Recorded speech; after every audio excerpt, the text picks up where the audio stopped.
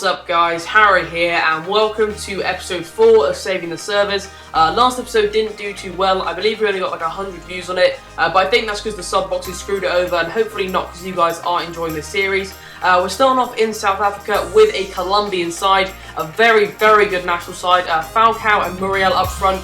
Both have 4-star skills. Muriel's really pacey, he's got something like 91 pace and 87 dribbling, and Falcao is not as quick but also has 4-star skills as I mentioned, and 90 heading, which is absolutely amazing. The left centre attacking mid, Quintero, I believe, one of the few 5-star skilling silvers in the game. There's not as many as there were in FIFA 12, but I've actually turned 80k on 2 of him in the last few days. What I mean by that is when I built this team, which was like 2 days ago, I was searching up for his lowest buy now to pick him up, and I found one listed for 2,000 coins in the 59th minute. I picked that up, used him in this side, and then sold him on for 38k, which is a 36k profit, about 34 with tax taken off, but that's still a fantastic deal. And then if anyone follows me on Twitter, you'll have known that yesterday I picked one up for 700 coins again in the 59th minute. I was just being curious and searching up what his price was going for at the time. That one was like 5 seconds into being listed. I got so lucky picking it up, and I sold it on for 42k. So that's about 40,000 coin profit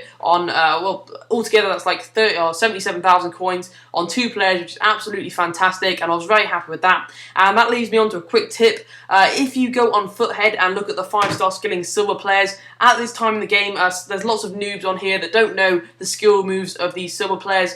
So if you quickly search for all of them, just go through their buy nows, see if you can get lucky. I got lucky twice, which was really ridiculously lucky. I had to pick up the same player for 2 really low prices. But I would recommend doing it because you never know, you might find one that's been listed really low and be able to turn some amazing profit really quickly. About 80k would have taken me a day and a half or 2 days to trade, and it ended up taking me like, what, 2 minutes to go and search for those players. So good tip there. I hope you guys try it out. Anyway, the topic I want to talk about today in this video is people at school finding out that I do YouTube.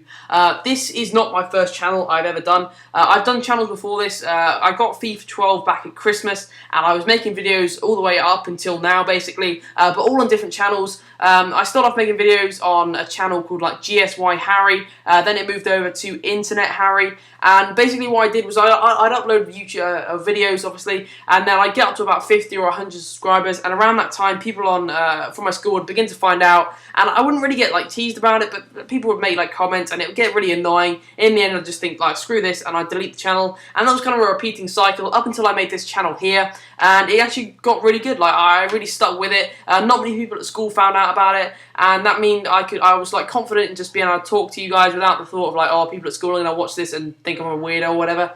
And I got up to, well, at the moment I'm now on like 320 subscribers, which is really good, and I feel this time it's quite a respectable thing. Like, people won't think you're as weird if you actually have like a decent amount of following online, and people actually did find out about it the other week, and they've been really nice about it. Like, no one's, well, I mean, there's been a few comments, but nothing like, everyone's been really supportive about it, everyone's been really nice. So if you're watching this from my school, thank you very much, and sorry if you think I'm a bit weird for doing this, but I just enjoy doing it because it's fun.